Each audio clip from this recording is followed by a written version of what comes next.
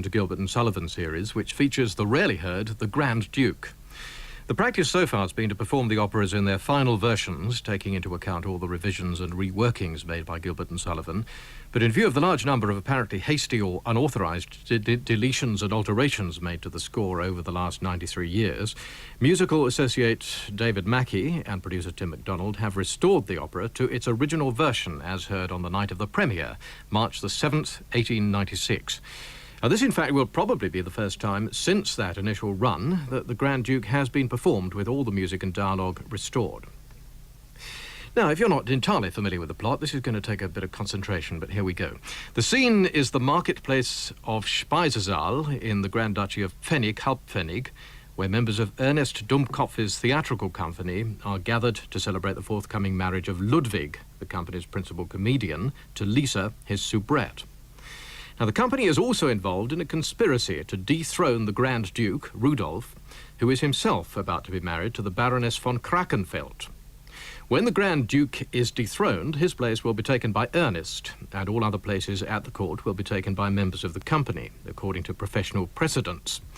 Ernest's leading lady, Julia Jellicoe, would have to play the Grand Duke's wife, a situation that would please Ernest, but not Julia. Ludwig now appears and admits that he's unwittingly divulged the plot to Rudolph's private detective. Dr. Tannhäuser, the notary, suggests that Ludwig and Ernest should fight a statutory duel, which is played with cards. Whoever draws the higher card is the winner. Ernest draws the king, but Ludwig draws the ace. Grand Duke Rudolph and Baroness von Krakenfeld discuss their forthcoming marriage, during which it emerges that Rudolph was betrothed in infancy to the Princess of Monte Carlo, although it's always seemed unlikely that the marriage would ever take place. Ludwig now tells Rudolph that Ernest was really the moving spirit behind the conspiracy. He finds Rudolph looking for a way out of his impending dethronement and sees a chance to rerun the statutory duel. By cheating, Ludwig contrives to win and assumes the position of Grand Duke, to the consternation of Lisa, who now sees Julia assuming the role of the Grand Duchess. So, here now is the overture to the Grand Duke.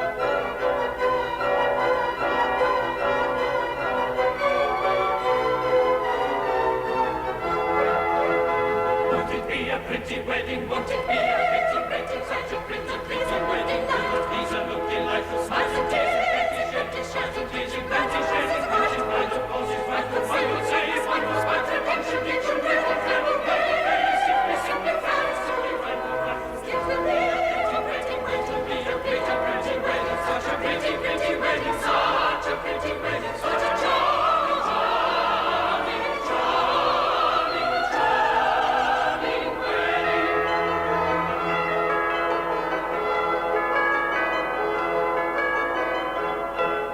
If her dress is badly fitting, there's the fault who made the trousseau. If her gloves are always splitting, cheap kid gloves we know would do so.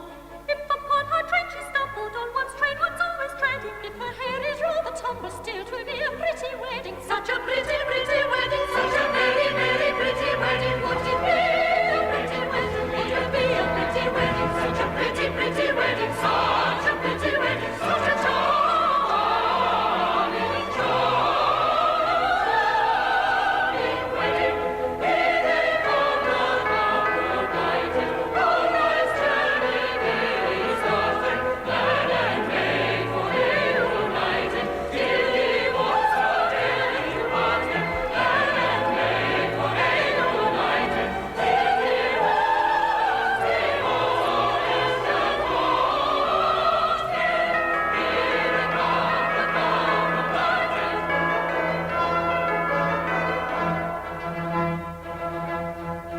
Pretty Lisa, fair and tasty, tell me now and tell me truly, haven't you been rather hasty? Haven't you been rash unduly? Am I quite the dashing sposo that your fancy could depict you? Perhaps you think me only so-so. Well, I will not contradict you. No, we will not contradict you. Right to raise objection, I'm a child untaught and homely. When you tell me your perfection, tender, truthful, true and comely, that in quarrel no one's bolder, though dissensions always grieve you. My love, you're so much older that, of course, I must believe you. Yes, of course, she must believe you. If he ever acts unkindly, shut your eyes and love him blindly. Should he call you names uncomely? Shut your mouth and love him darkly. Should he rate you rightly, leftly? Shut your ears and love him deafly. Thus and thus alone, woman makes wife, make own her own. Thus and thus alone, woman makes wife, make own her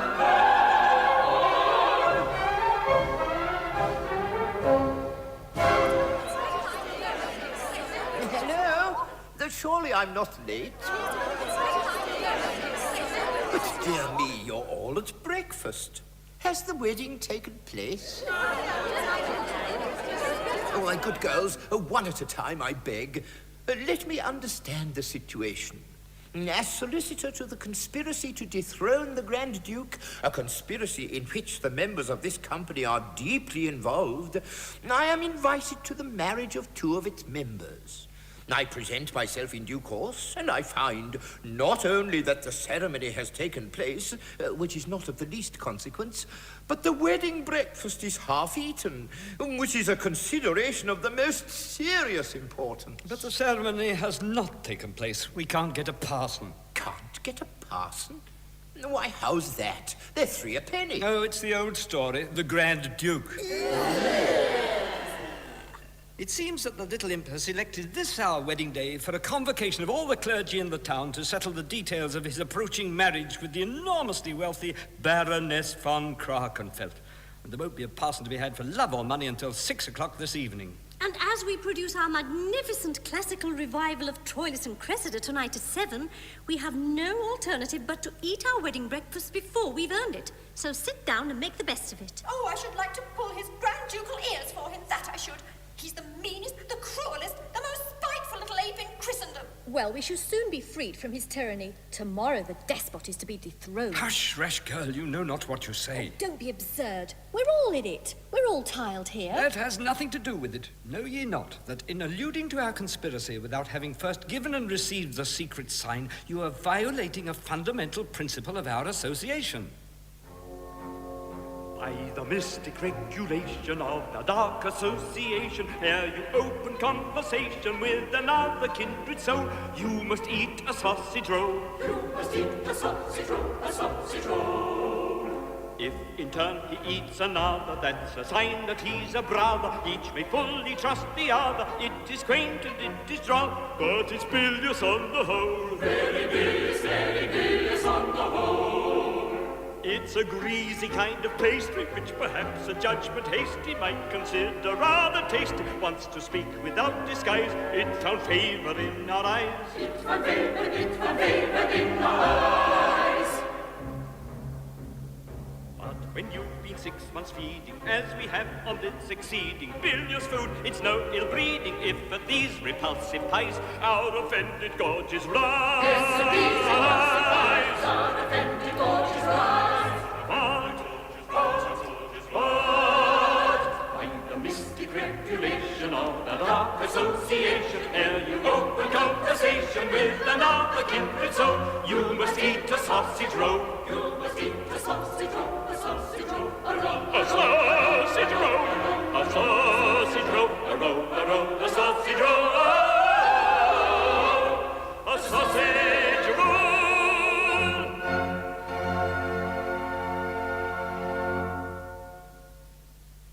Bother the secret sign. I've eaten it until I'm quite uncomfortable. I've given it 6 times already today, and I can't eat any breakfast. And it's so unwholesome. Why, we should all be as yellow as frogs if it wasn't for the makeup. All this is rank treason to the cause. I suffer as much as any of you. I loathe the repulsive thing. I can't contemplate it without a shudder, but I'm a conscientious conspirator, and if you won't give the sign, I will. Poor Martha, he's always at it, and it's a wonder where he puts it. Well, now, about Troilus and Cressida, what do you play?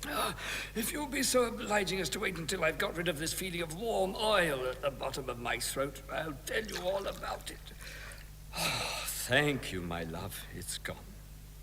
Well, the piece will be produced upon a scale of unexampled magnificence. It is confidently predicted that my appearance as King Agamemnon in a Louis XIV wig will mark an epoch in the theatrical annals of Pfennig Halfpennig. I endeavoured to persuade Ernest Dumkopf, our manager, to lend us the classical dresses for our marriage. Think of the effect of a real Athenian wedding procession cavorting through the streets of Speisesaal, torches burning, cymbals banging, flutes tootling, cithara twanging, and a throng of 50 lovely Spartan virgins capering before us, all down the high street singing.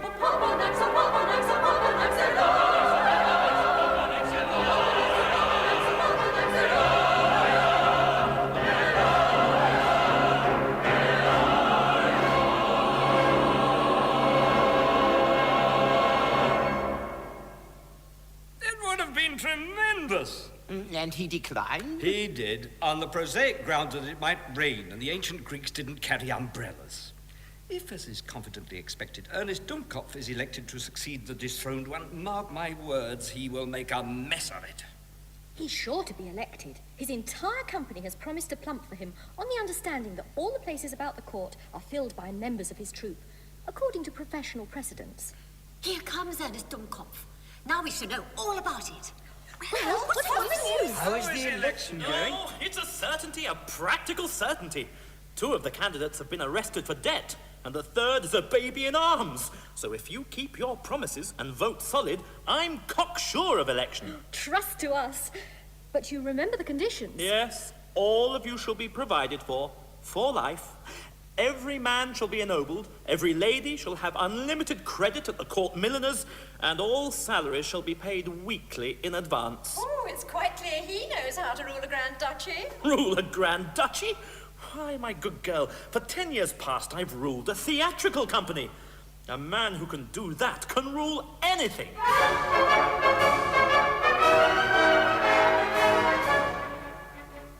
Were I a king in very truth, and had a son, a guileless youth, in probable succession, to teach him patience, teach him tact, how promptly in a fix to act, he should adopt in point of fact a manager's profession. To that condition he should stoop, despite a too fond mother, with 8 or 10 stars in his troop, all jealous of each other, all jealous of each other. Oh, the man who can rule a theatrical crew, each member a genius and some of them too, and manage to humor them little and great, can govern this twopenny state. The man who can rule a theatrical crew, each member a genius and some of them too, and manage to humor them little and great, can govern this state. Govern this state, peaceful state.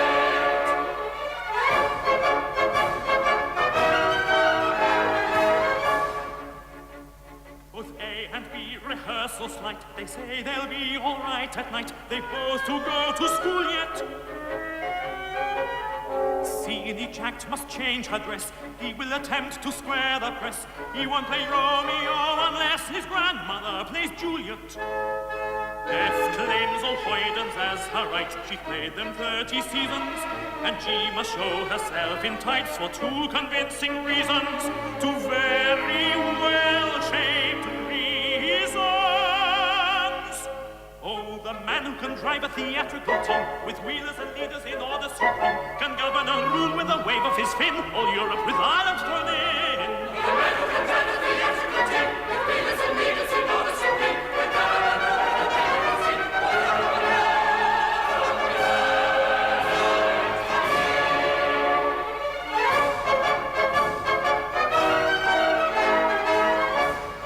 all Europe with Elected by my fellow conspirators to be Grand Duke of Pfennig, Halb Pfennig, as soon as the contemptible little occupant of the historical throne is deposed, here is promotion indeed. Why, instead of playing Troilus of Troy for a month, I shall play Grand Duke of Pfennig, Halb Pfennig for a lifetime. Yet, am I happy?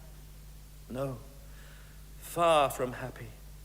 The lovely English comedienne, the beautiful Julia, whose dramatic ability is so overwhelming that our audiences forgive even her strong English accent, that rare and radiant being treats my respectful advances with disdain unutterable.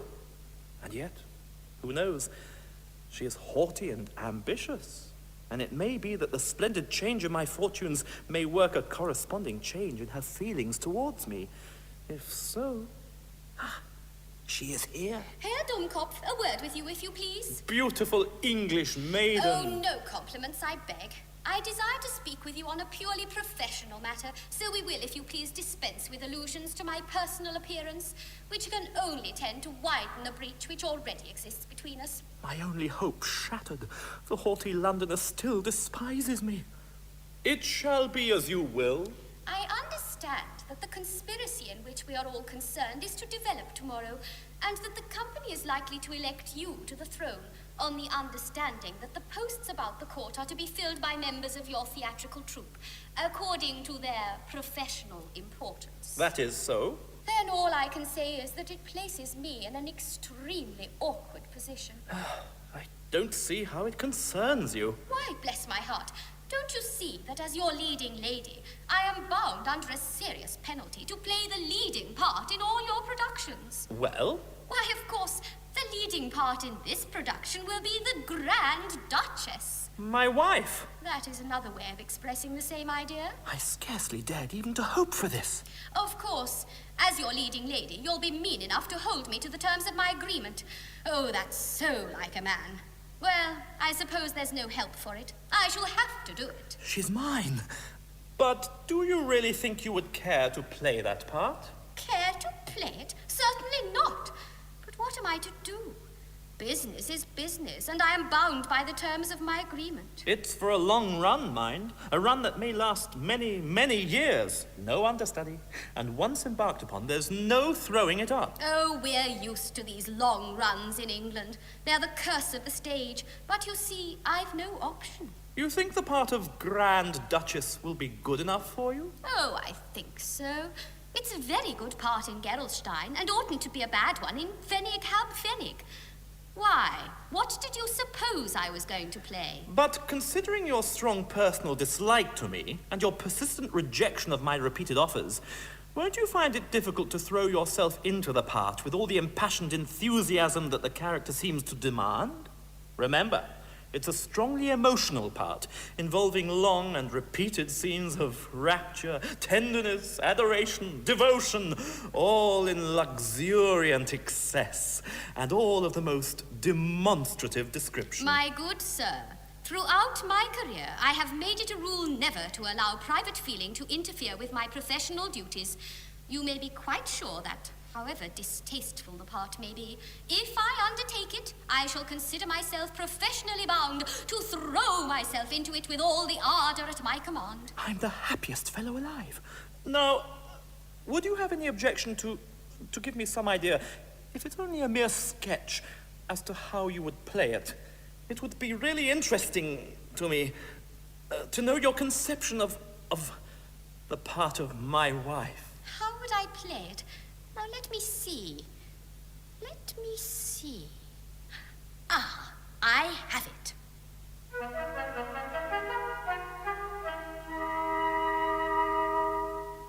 How would I play this part? The Grand Duke's bride, all rancor in my heart, I'd duly hide. I'd drive it from my recollection, and whelm you with a mock affection, well calculated to defy detection. That's how I'd play this part, the Grand Duke's bride. With many a winsome smile I'd witch and woo, with gay and girlish guile I'd frenzy you. I'd madden you with my caressing, like turtle her first love confessing, that it was mock no mortal would be guessing, with so much winsome wile I'd witch and woo. Did any other maid with you succeed, I'd pinch the forward jade, I would indeed, with jealous frenzy agitated, which would of course be simulated. I'd make a wish she'd never been created. I'd make a wish she'd never been created. I'd make a wish she'd never been created. Did any other maid with you succeed? And should there come to me some summers hence, in all the childish glee of innocence, fair babes aglow with beauty vernal, my heart would bound with joy diurnal, this sweet display of sympathy maternal, well, that would also be a mere pretense. My histrionic art, oh, you deride, that's how I'd play that part, the Grand Duke's bride. My boy went to blowing and hearts on the rise of the curtain, thus threw themselves into their parts, success is most certain. If the boy are prepared to endow with such delicate touches, why the heaven above us I know you shall be my Grand Duchess. As a rule, I'm prepared to endow with such delicate touches, why the heaven above us I vow, I vow.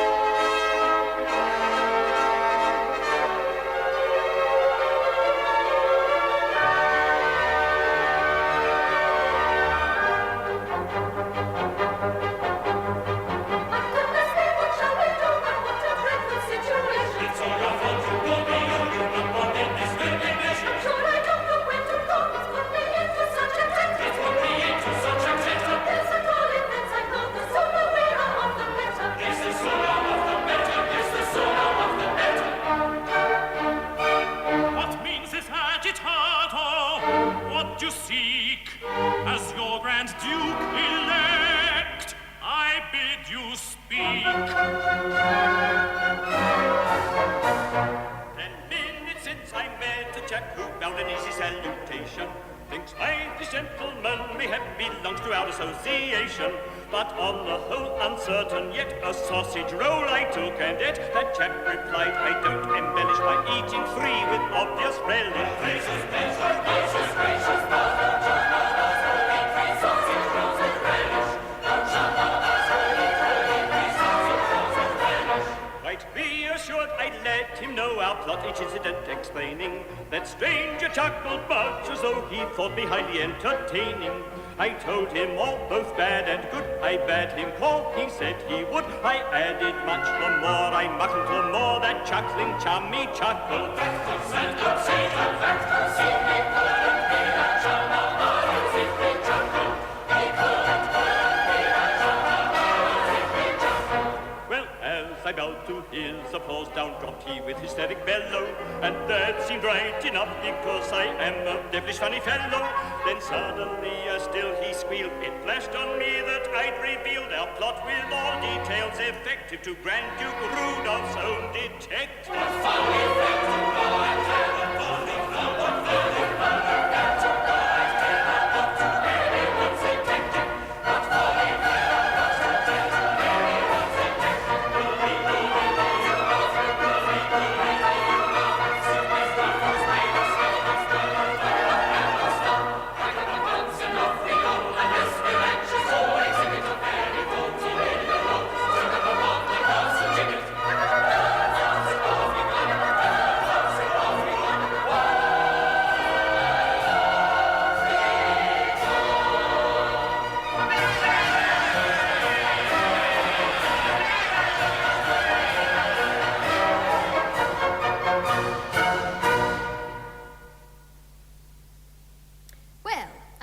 Mess you've got us into. And there's an end of our precious plot. All up, pop, fizzle, bang, done for. Yes, but fancy my choosing the Grand Duke's private detective of all men to make a confidant of. When you come to think of it, it's really devilish funny. When you come to think of it, it's extremely injudicious to admit into a conspiracy every pudding-headed baboon who presents himself. Yes, I should never do that. If I were chairman of this gang, I should hesitate to enroll any baboon who couldn't produce satisfactory credentials from his lost zoological gardens. Ludwig is far from being a baboon. Poor boy. He could not help giving us away. It's his trusting nature. He was deceived. His trusting nature. Oh, I should like to talk to you in my own language for 5 minutes. Only 5 minutes. I know some good, strong, energetic English remarks that will shrivel your trusting nature into raisins. Only you wouldn't understand them. Here we perceive one of the disadvantages of a neglected education. And I suppose you'll never be my Grand Duchess now. Grand Duchess? My good friend, if you don't produce the piece, how can I play the part? True. You see what you've done. But, my dear sir, you don't seem to understand that the man ate 3 sausage rolls. Keep that fact steadily before you. 3 large sausage rolls. Lots of people eat sausage rolls who are not conspirators. Then they shouldn't. It's bad form. It's not the game. When one of the human family proposes to eat a sausage roll, it is his duty to ask himself, am I a conspirator? And if, on examination, he finds that he is not a conspirator, he is bound in honor to select some other form of refreshment. Of course he is. One should always play the game. What are you grinning at, you greedy old man? Oh, nothing. Don't mind me. It is always amusing to the legal mind to see a parcel of laymen bothering themselves about a matter which to a trained lawyer presents no difficulty whatever. No difficulty? None whatever. The way out of it is quite simple. Simple? Certainly. Now, attend. In the first place, you 2 men fight a statutory duel. A statutory duel? A statutory duel? Ah, what a crackjaw language this German is. Never heard of such a thing. It is true that the practice has fallen into abeyance through disuse. But all the laws of Pfennig Halbpfennig run for 100 years when they die a natural death, unless, in the meantime, they have been revived for another century. The act that institutes the statutory duel was passed 100 years ago, and as it has never been revived, it expires tomorrow. So you're just in time. But what is the use of talking to us about statutory duels when we none of us know what a statutory duel is? Don't you? Then I'll explain.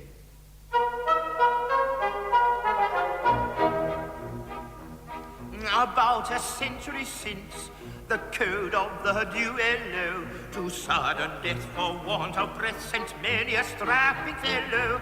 The then presiding prince, who useless bloodshed hated, he passed an act short and compact, which may be briefly stated. Unlike the complicated laws of parliamentary draftsman draws, it may be briefly stated. We know the complicated laws of parliamentary draftsman draws cannot be briefly stated. By this ingenious law, if any two shall quarrel, they may not fight with falchions bright, which seem to him immoral, but each a card shall draw, and he who draws the lowest shall, so 'twas said, be thenceforth dead, in fact a legal goest. When excellent jokes of rhyme compels, orthography forgoes her spells, and ghost is written goest. With what an emphasis he dwells upon orthography and spells, that kind of fun's the lowest. When off the news has popped by pleasing legal fiction, and friend and foe have wept their woe in counterfeit affliction, the winner must adopt the loser's poor relations, discharge his debts, pay all his bets, and take his obligations. The winner must adopt the loser's poor relations, discharge his debts, pay all his bets, discharge his debts, pay all his bets, and take his obligations. In short, to briefly sum the case, the winner takes the loser's place with all its obligations. How neatly lawyers state the case, the winner takes the loser's place with all its obligations. How neatly lawyers state the case, the winner takes the loser's place. How neatly lawyers state the case, the winner takes the loser's place with all its obligations.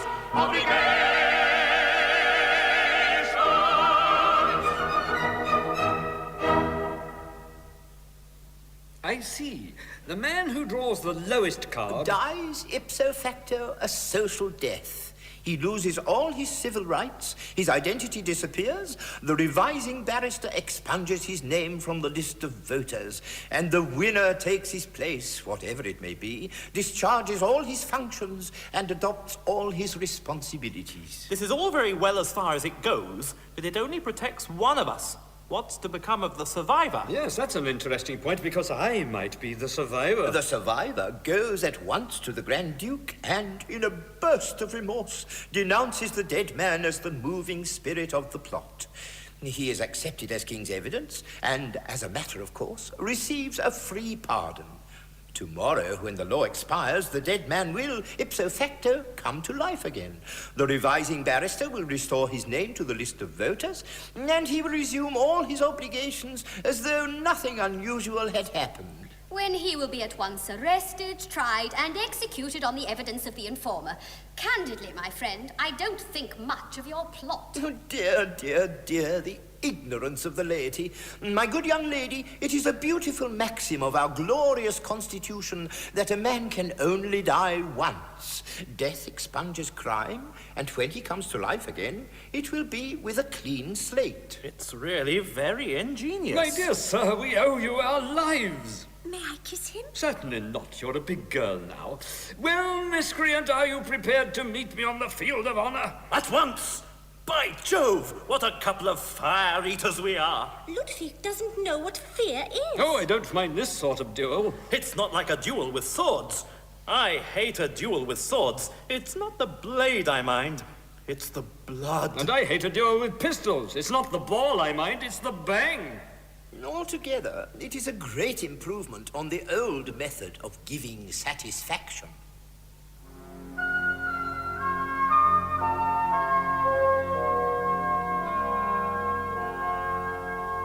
Strange the view some people hold, to young fellows quarrel, then they fight, for both are bold, rage of both is uncaused. Though the flesh does start and cold, pity, where's the moral? Ding, ding, dong, ding, dong, dong. Ding, ding, dong, ding, dong, dong.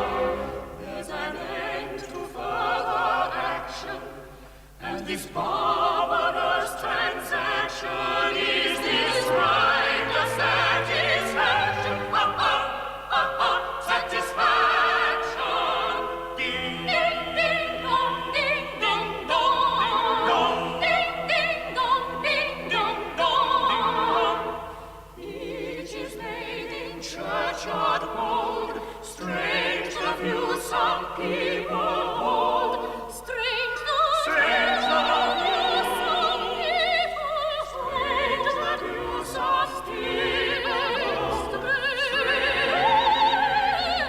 Strange, oh, strange the views.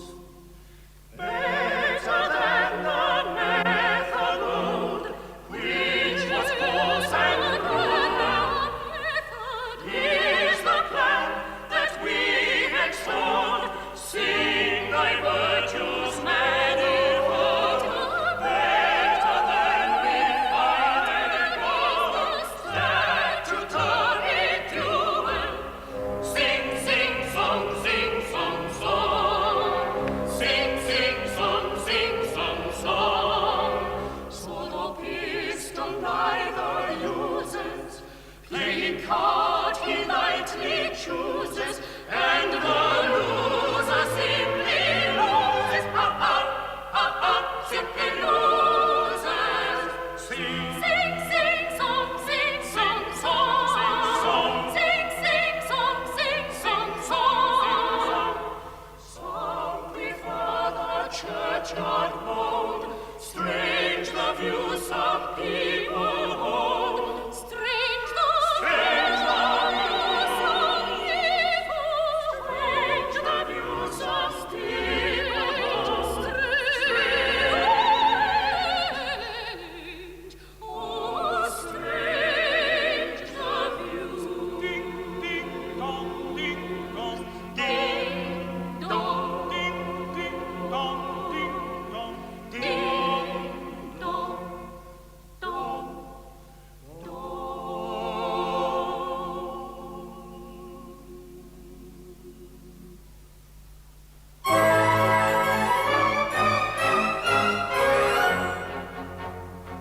Now take a card and gaily sing how little you care for fortune's rubs.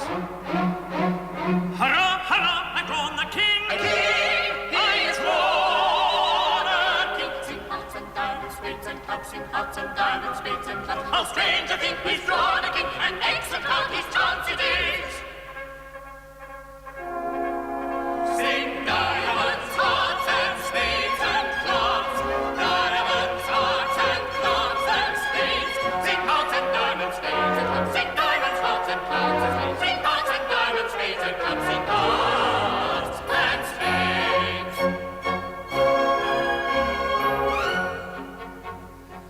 Now take a card with heart of grace, whatever our fate, let's play our parts. Hurrah, hurrah, I've drawn an ace. An ace is drawn, an ace. Sing hearts and diamonds, spades and clubs. Sing clubs and diamonds, spades and clubs. He's drawn an ace from side his business, where the fortune falls to few. Sing diamonds, hearts and spades and clubs.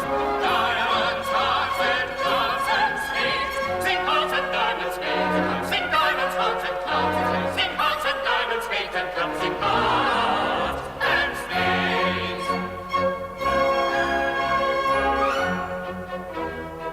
That both these maids may keep their troth and never misfortune them befall, I'll hold them as trustee for both. He'll hold them both, he'll hold them both. Yes, he'll hold them both. Sing hearts, clubs, diamonds, spades and clubs. Sing hearts, clubs, diamonds, spades and clubs. By George, decree as our trustee, this no delay will now be sold. In custody, let him keep the heart, and joint decree as our trustee, this no delay will now install. As our trustee. Sing diamonds, hearts and spades and clubs. Diamonds, hearts and clubs and spades. Sing hearts and diamonds, spades and clubs. Sing diamonds, hearts and clubs and spades. Sing hearts and diamonds, spades and clubs. Sing diamonds, hearts and clubs. Hearts and clubs.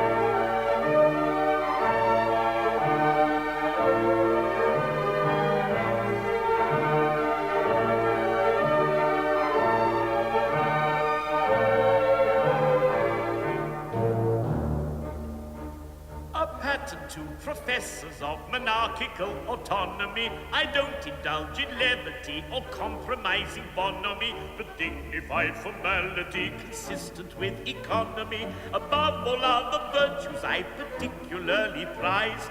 I never join in merriment, I don't see joke or japery. I never tolerate familiarity in shapery. This joined with an extravagant respect for tuppence halfpenny.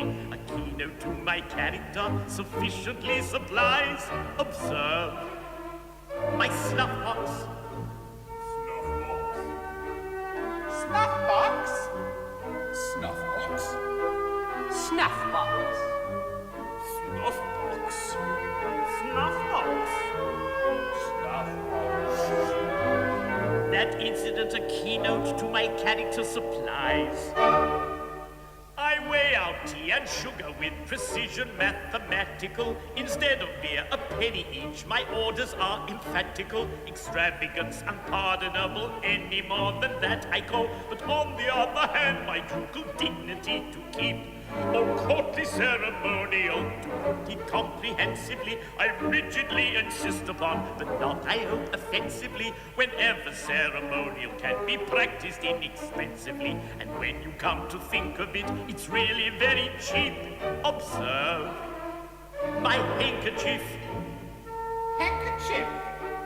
Handkerchief. Handkerchief. Handkerchief. Handkerchief. Handkerchief. It's sometimes inconvenient, but it's always very cheap. My Lord Chamberlain, as you are aware, my marriage with the wealthy Baroness von Karkenfeld will take place tomorrow, and you will be good enough to see that the rejoicings are on a scale of unusual liberality. Pass that on. Unusual liberality.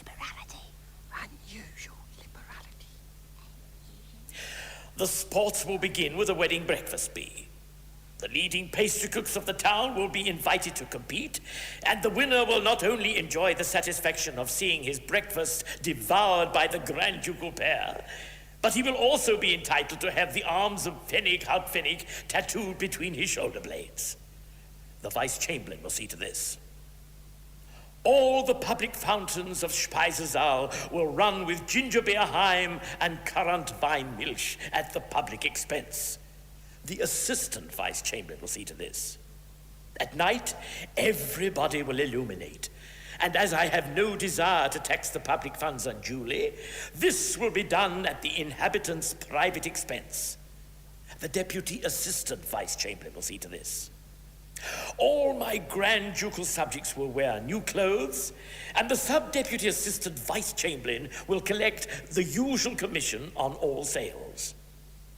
Wedding presents, which on this occasion should be on a scale of extraordinary magnificence, will be received at the palace at any hour of the 24.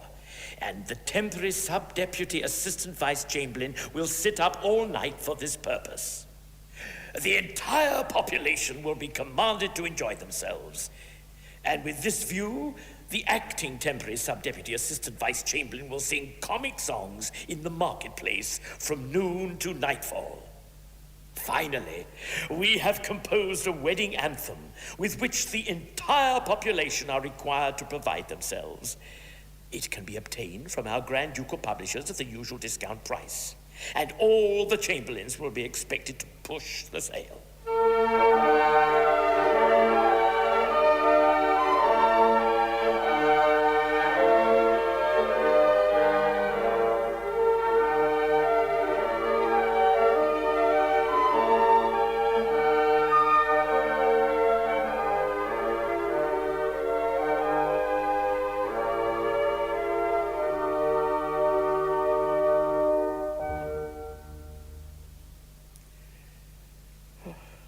I don't feel at all comfortable.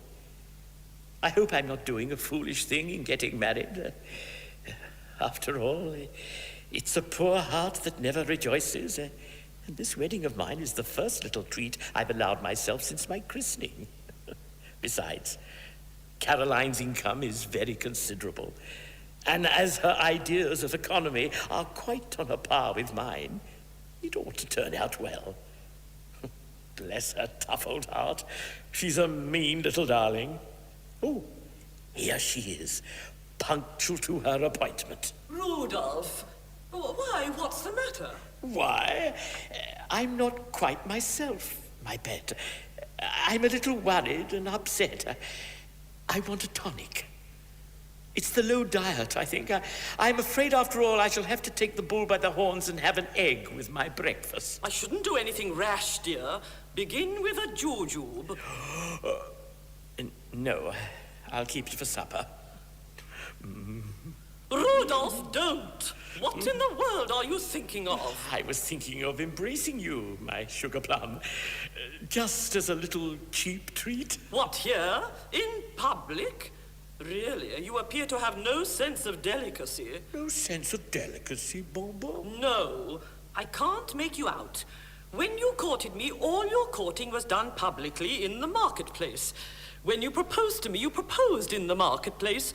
And now that we're engaged, you seem to desire that our first tete-a-tete shall occur in the marketplace. Surely you've a room in your palace with blinds that would do? But my own, I can't help myself. I'm bound by my own decree. Your own decree? Yes.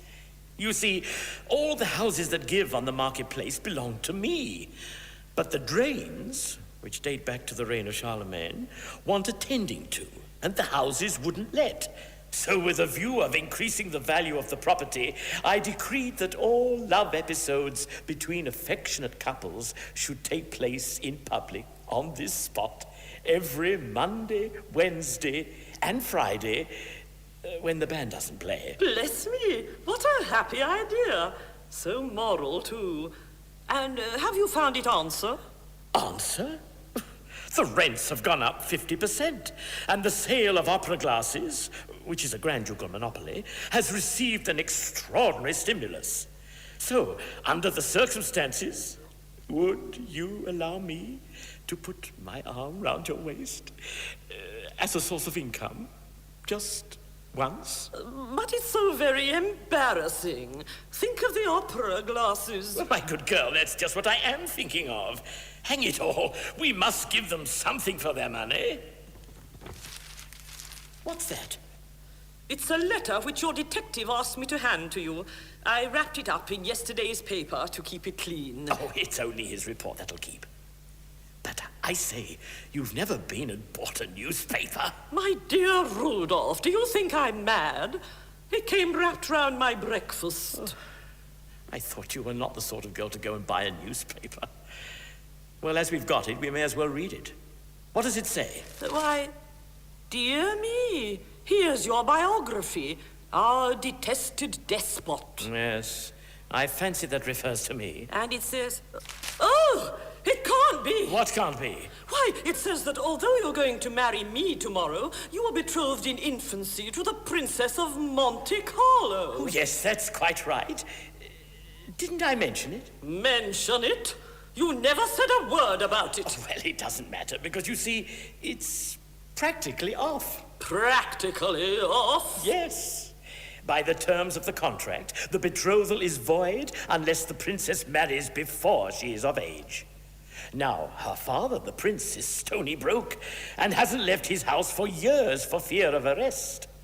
Over and over again, he has implored me to come to him to be married, but in vain. Over and over again, he has implored me to advance him the money to enable the princess to come to me, but in vain. I am very young, but not as young as that. And as the princess comes of age at 2 tomorrow, why, at 2 tomorrow, I'm a free man. So I appointed that hour for our wedding, as I shall like to have as much marriage as I can get for my money. I see. Of course, if the married state is a happy state, it's a pity to waste any of it. Why, every hour we delayed, I should lose a lot of you, and you'd lose a lot of me. My thoughtful darling. Oh, Rudolph, we ought to be very happy. If I'm not, it'll be my first bad investment. Still, there is such a thing as a slump, even in matrimonials. I often picture us in the long, cold, dark December evenings, sitting close to each other and singing impassioned duets to keep us warm, and thinking of all the lovely things we could afford to buy if we chose, and at the same time planning out our lives in a spirit of the most rigid and exacting economy. Oh, it's a most beautiful and touching picture of connubial bliss in its highest and most rarefied development. As o'er a penny roll we sing, it is not reprehensive to think what joys our wealth would bring, were we disposed to do the thing upon a scale extensive. There's rich mock turtle, thick and clear. Perhaps we'll have it once a year. You're an open-handed dear. Oh, mind you, it's expensive. No doubt it is expensive. How fleeting are the glutton's joys. With fish and fowl he lightly toys, and pays for such expensive tricks, sometimes as much as 2 and 6. As 2 and 6? As 2 and 6. Sometimes as much as 2 and 6.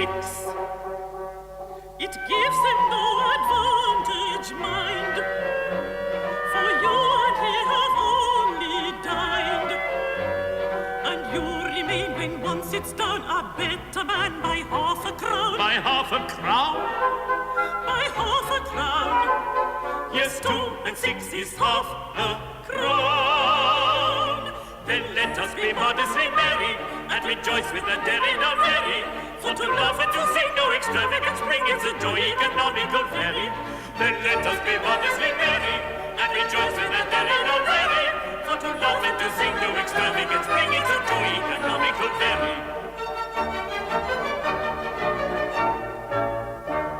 Although I should of course aware, I never try to hide it.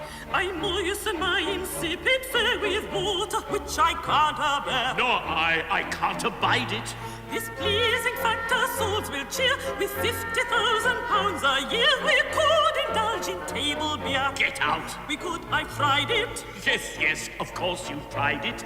Oh, he who has an income clear of 50,000 pounds a year can purchase all his fancy loves, conspicuous hats, 2 shilling gloves, 2 shilling gloves, 2 shilling gloves. Yes, think of that 2 shilling gloves. Cheap shoes and ties of gaudy hue, and waterberry watches too. And think that he could buy the lot were he a donkey. Which he's not. Oh, no, he's not. Oh, no, he's not. That kind of donkey he is not. Then let us be modestly merry, and rejoice with the daring of merry. For to laugh and to sing is a rational thing, it's a joy economical very. Then let us be modestly merry, and rejoice with the daring of merry. For to laugh and to sing is a rational thing, it's a joy economical very.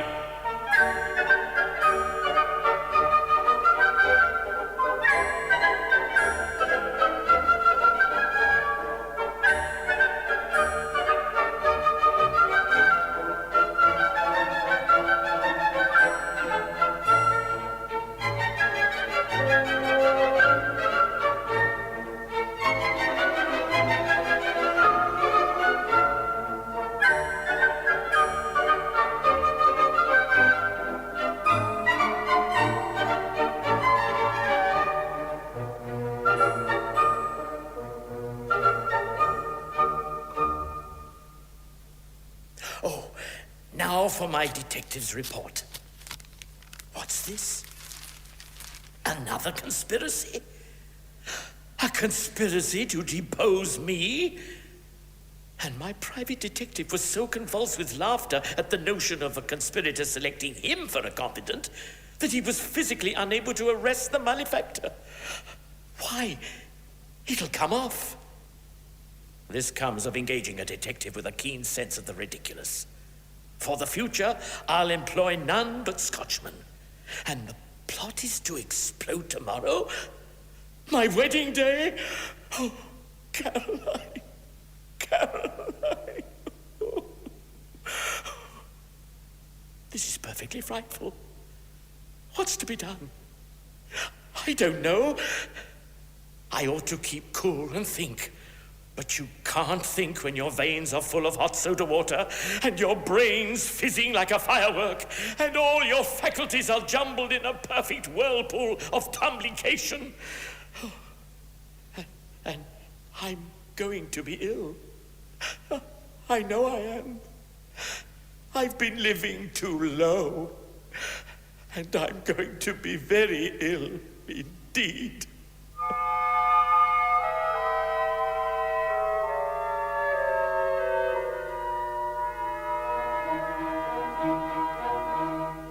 When you find you're a broken down critter who is all of a trimble and twitter, with your palate unpleasantly bitter, as if you've just eaten a pill, when your legs are as thin as dividers, and you're plagued with unruly insiders, and your spine is all creepy with spiders, and you're highly gamboge in the gill.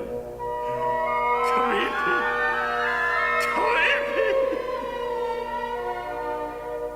When you've got a beehive in your head and a sewing machine in each ear, and you feel that you've eaten your bed and you've got a bad headache, a headache down here.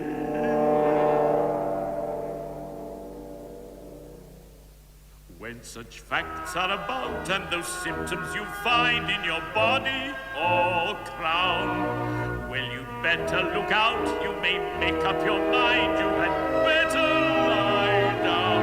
Go at once and lie down.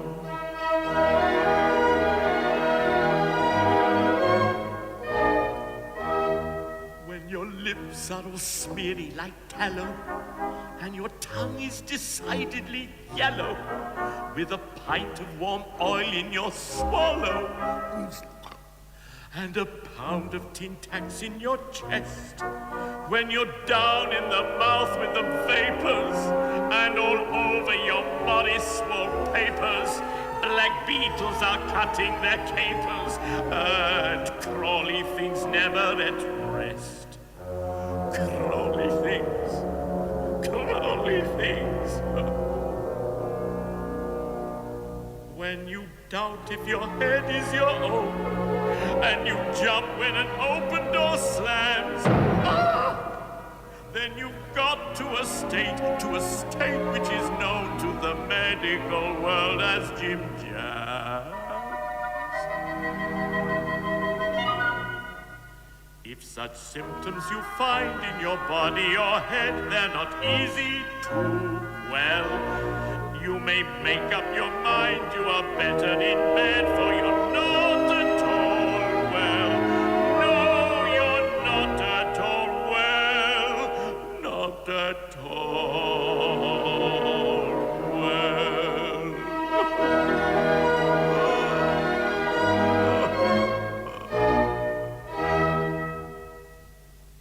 Now for my confession and full pardon. They told me the Grand Duke was dancing duets in the marketplace, but I don't see him. Hello, who's this? Why, it is the Grand Duke. Who are you, sir, who presume to address me in person? If you've anything to communicate, you must fling yourself at the feet of my acting temporary sub-deputy assistant vice-chamberlain, who will fling himself at the feet of his immediate superior, and so on with successive foot-flingings through the various grades. Your communication will, in course of time, come to my august knowledge. But when I inform your highness that in me you see the most unhappy, the most unfortunate, the most completely miserable man in your whole dominion... You, the most miserable man in my whole dominion? How can you have the face to stand there and say such a thing?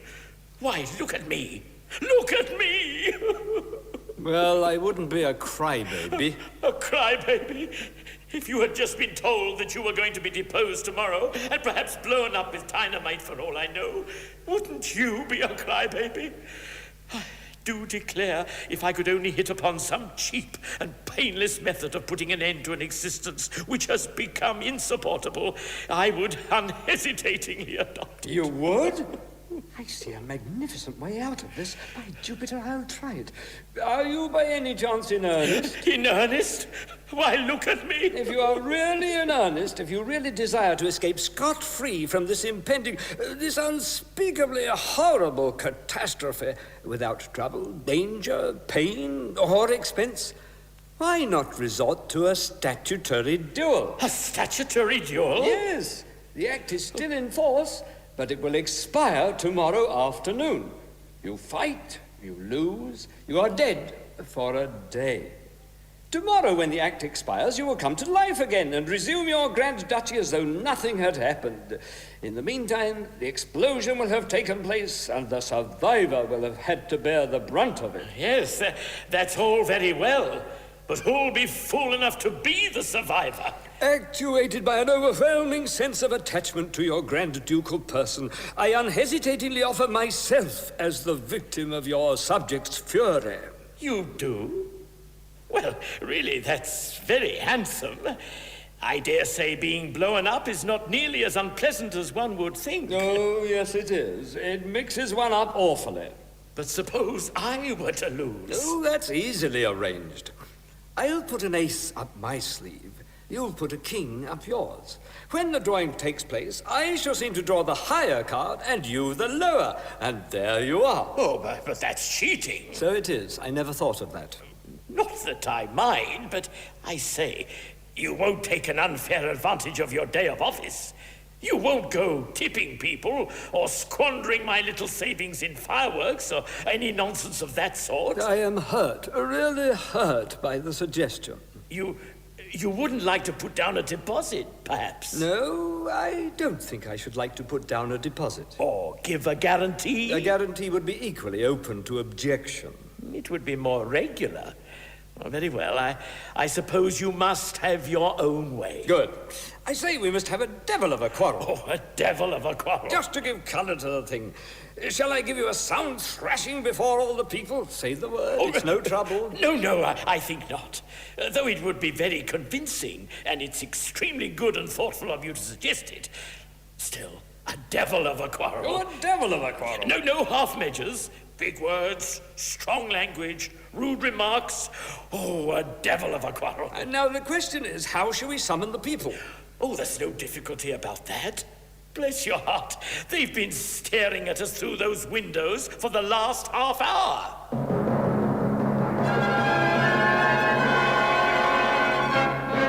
Come hither, all you people, when you hear the fearful news. All the pretty women weep, men will shiver in their shoes. And they'll all cry, Lord, defend us, when they learn the fact tremendous that to give this man his gruel In a statutory duel, this plebeian man of shoddy, this contemptible nobody, your Grand Duke does not refuse.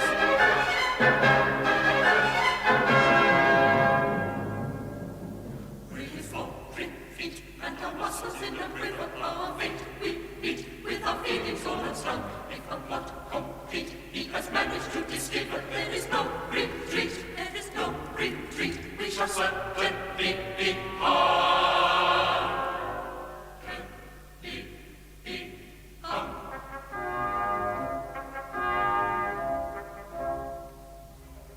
Now you begin and bitch it strong. Walk into me abusively. I've several epithets that I've reserved for you exclusively. A choice selection I have here when you are ready to begin. No, you begin. No, you begin. No, you begin. No, you begin. No, you begin. We expected this one little got detected. Big bombs, small bombs, great guns and little ones. Put him in a pillory, wreck him with artillery. Long swords, short swords, tough swords and brittle ones. Fight him into bits, blow him into bits. You mouth, sir. You lout, sir. Enough, sir. Get out, sir. A hit, sir. Take that, sir. His tits, sir. For tat, sir. His tits, sir. For tat, sir. His tits, sir. For tat, sir. His tits, sir.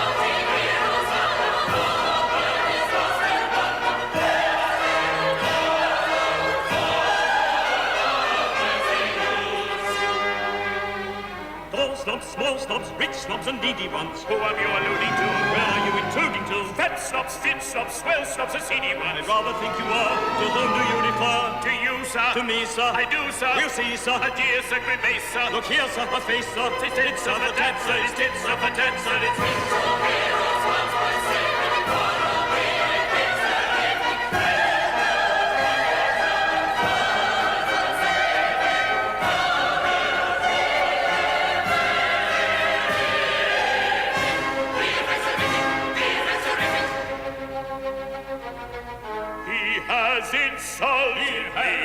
And in a breath, he fights a duel to the death. You mean, of course, by duel, a verbum set. A statutory duel. What's that? According to established legal uses, a card apiece each bold disputer chooses. Dead as a doornail is the dog who loses. The winner steps into the dead man's shoes. Dead as a doornail is the dog who loses. The winner steps into the dead man's shoes. Agreed, agreed, agreed. Come, come, the pack. Behold it here. I'm on the rack. I quake with fear. Pass draw to you. If that's the case, behold the king. Behold the ace.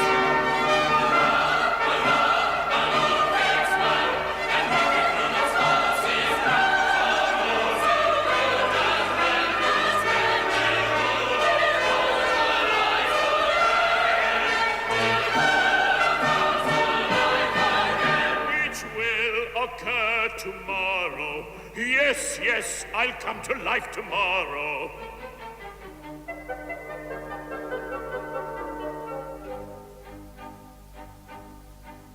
My Lord Grand Duke, farewell, a pleasant journey many, to your convenience and in yonder cemetery. For malcontents abuse you, we're much distressed to lose you. You were when you were living, so liberal, so forgiving, so merciful, so gentle, so highly ornamental. And now that you've departed, you leave us broken-hearted. Yes, truly, truly, truly, truly, truly broken-hearted. Yes, truly, truly, truly broken-hearted. Yes, truly broken-hearted. Truly, truly broken-hearted. Yes, truly broken-hearted.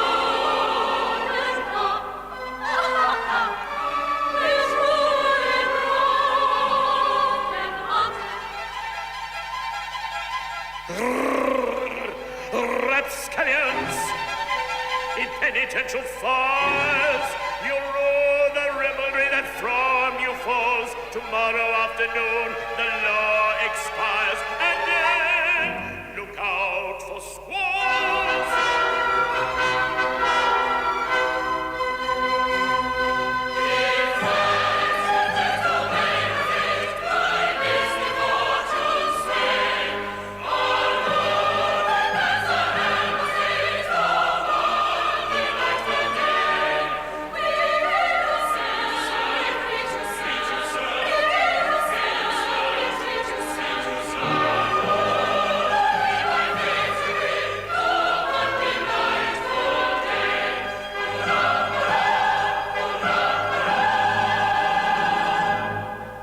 You've done it neatly.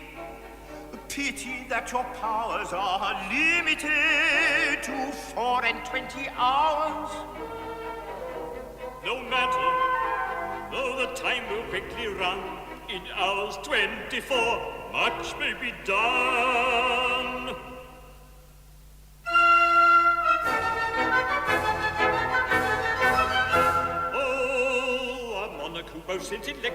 graces, can do if he likes a good deal in a day, can put all his friends in conspicuous places with plenty to eat and with nothing to pay. You'll tell me, no doubt, with unpleasant grimaces, tomorrow, deprived of your ribbons and laces, you'll get your dismissal with very long faces. But wait, on that topic, I've something to say. I've something to say. I've something to say. He's something to say.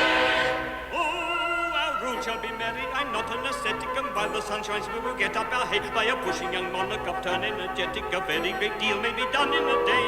Oh, it's only merry. He's not an ascetic, and while the sun shines, we will get up our head by a pushing young monarch of turn energetic. A very great deal may be done in a day. For instance, this measure, his ancestor drew it. This law against duels tomorrow will die. The Duke will revive, and you'll certainly rue it. He'll give you what for, and he'll let you know why. But in 24 hours there's time to renew it. With a century's life I've the right to imbue it. It's easy to do, and by jingo I'll do it. It's done till I perish. Your monarch am I. Your monarch am I. Your monarch am I. Though I do not pretend to be very prophetic, I fancy I know what you're going to say. By a pushing young monarch of turn energetic, a very great deal may be done in a day. Oh, it's only a dreading. His power prophetic is perfectly right. We were going to say by a pushing young monarch of turn energetic, a very great deal may be done in a day. This very afternoon at 2 about, the court appointments will be given out to each and all, for that was the condition according to professional position. Hurrah! Hurrah!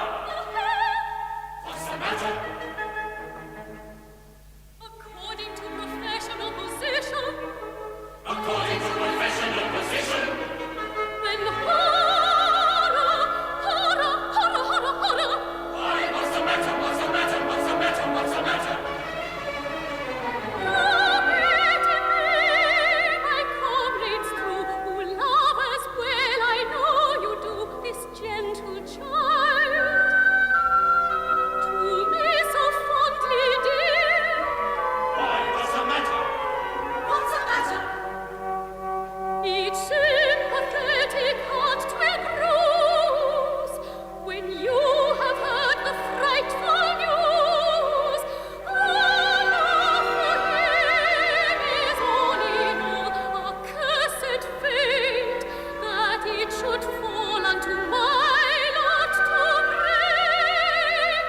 to break my darling's heart.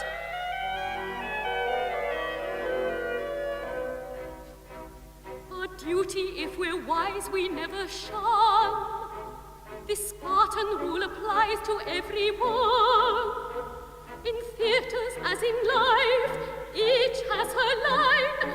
This part, the Grand Duke's wife. Well, what's the matter? Oh, agony is mine. Oh, that's the matter, is it? A maxim new, I do not start. The canons of dramatic art decree that this repulsive part, the Grand Duke's wife, is mine. Can that be so?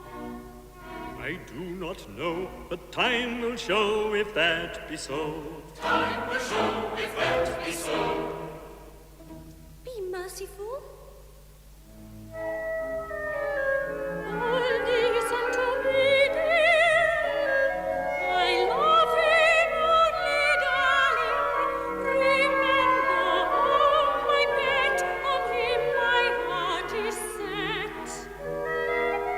This kindness do me, dear, or leave me lonely, darling. Be merciful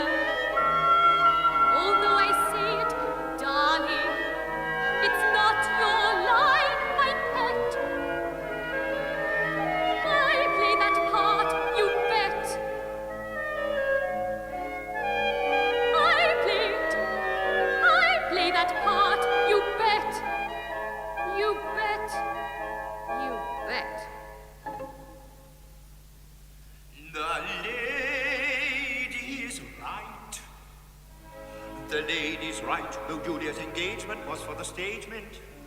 It certainly frees Ludwig from his connubial promise. The marriage contracts, or whatever you call them, are very solemn. Dramatic contracts which you all adore so are even more so. That's very true. Good marriage contracts are very solemn. Dramatic contracts are even more so.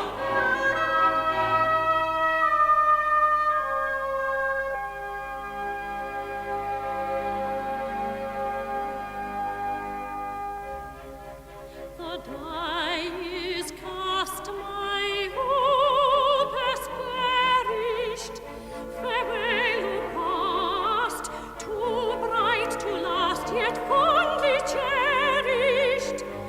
My light has fled, my hope is dead.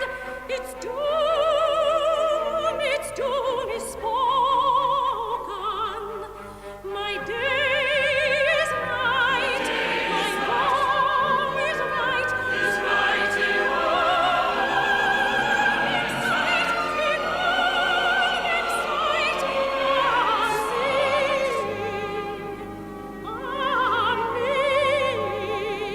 my heart is broken, my heart is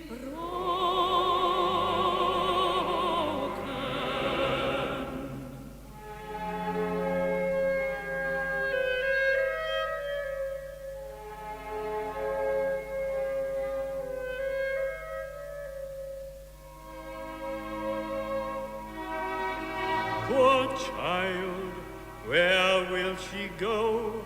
What will she do? That isn't in your part, you know.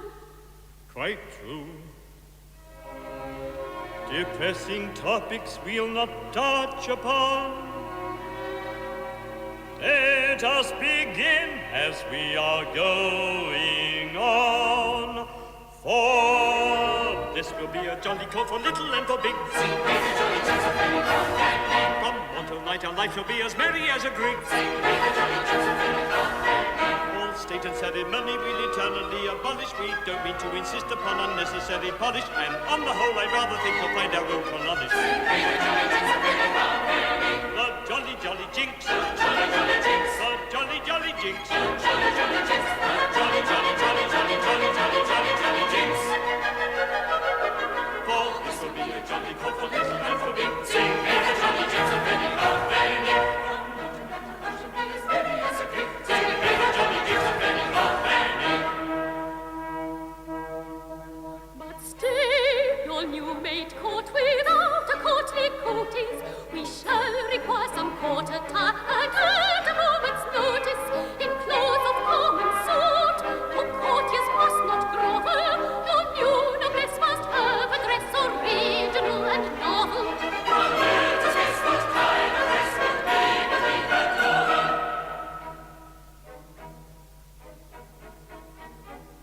Old Athens we'll exhume the necessary dresses, correct and true and all brand new the company possesses. Henceforth our court costume shall live in song and story, for we'll not praise the dead old days of Athens in her glory. We'll say and praise the dead old days of Athens in her glory. Hurrah, hurrah, hurrah, hurrah, hurrah, For this will be a jolly court for little and for big. From morn till night our life shall be as merry as a grig. Sing me the jolly jinx of Benny of Benny.